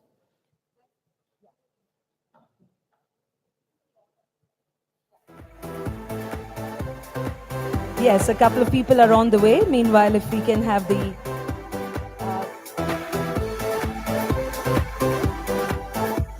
So I'm going to, in fact, invite the Fresh Zone and Qwikcilver team. But Anu, you nevertheless need to be on stage to do the honors.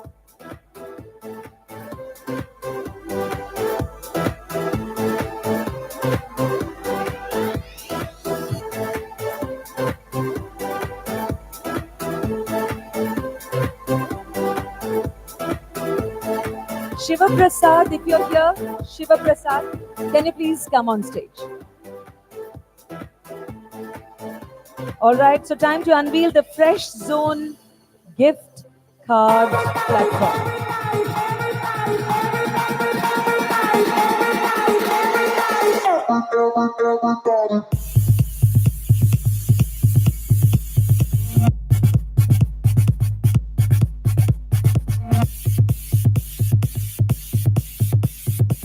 Do stay back for a moment. Do stay back because we have, I'd like to request Anu as well as Mr. Ganeshwaran to felicitate the Fresh Zone team. May I request the Kitchen Bells team to come up? Kitchen Bells. The Qwikcilver and the Kitchen Bells team, please.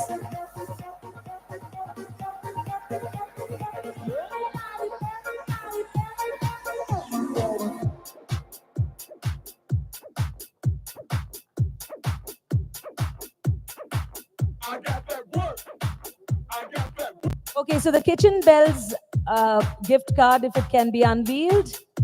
There you go, the meal card. Yay!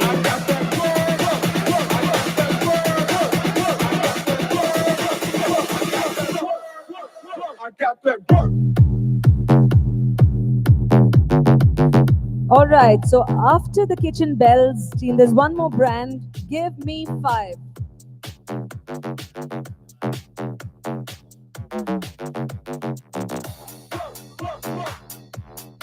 Lots of product launches on this day. So we now have the Give Me 5 team.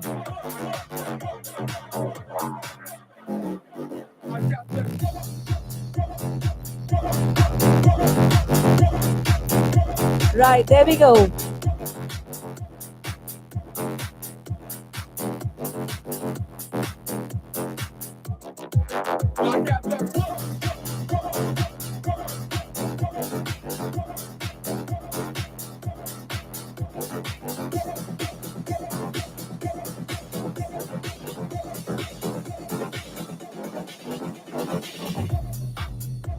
Right, so thank you, lady and all the gentlemen. Thank you so much for unveiling the gift card for all these brands. It is now time to invite Mr. Shankar Balan, President Core Business, to give us the closing address. So if Shankar is here, or if you wish to call him from outside, may we have Shankar Balan? I mean, after all the brand unveiling, after the gift card, it's time to bring to a close something that has taken so much of an effort, I'm sure, to bring it up to this day. There are a lot of teams that have been working. So in a manner, what we now are going to hear is, you could say, a vote of thanks. But meanwhile, the closing address and where this goes from here on to perhaps the next gift card conclave, I would like to request someone from the team of Qwikcilver to reach out to Shankar and have him on stage, please.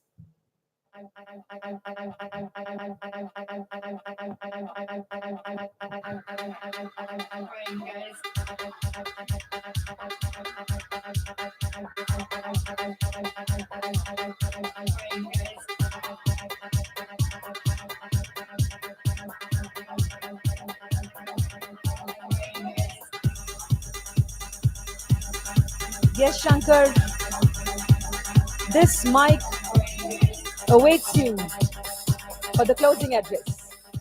That's where I sneaked off for a cup of coffee.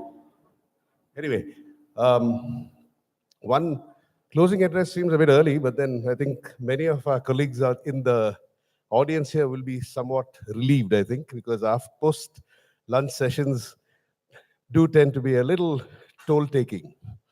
Anyway, just to gather some of our thoughts together, I think we are today what we are as Qwikcilver because of our customers. And I don't think any of us gathered in this room will disagree with that. I'd like to say that without the support of so many of the customers who are sitting in front of us in the conference, I don't think that we could have attained some of the heights that we have attained. We wouldn't have faced some of the challenges which have actually helped us to push the boundaries as a company. And there are lots of such things, learnings over the last 11 to 12 years of our existence. Some of the things being, for example, as a company, we've been very, very proud to forward invest in a lot of things. For example, the best technology, always cutting edge, always relevant, future ready, etc. But without the customers, I don't think that we would have been able to push those boundaries to even greater heights. Like today, I think my colleagues from the technology and the engineering side will have a lot of things to share in reference to the number of transactions that we can handle, the speed of service, when you talk about service delivery, service reliability engineering, and so many other aspects, compliance, and so on. And I think for that, I have to say a very heartfelt thank you to all the customers who are here today and those who are not as well. I don't have anything further to add, just a big thanks.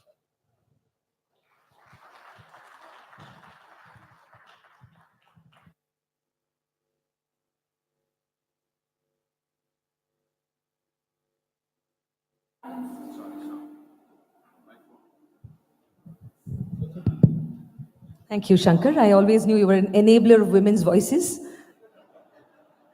On that note, it's been great to be with you in the second edition of my experience here at the Gift Card Conclave. May you do more fabulous things. It's a sign-off from me, Vasanthi, as well as my little baby called Pickle Jar. And as Pratap was mentioning at the beginning, I've just now returned from an election tour and travel, and it's so lovely to see the other part of how Indian economy grows from here. Speaking as we are at the point when we are poised for the Indian elections. Thanks. It's been a pleasure. Mattomme elrigunu hardika swagata, dhanyavada, and namaskara. Thank you.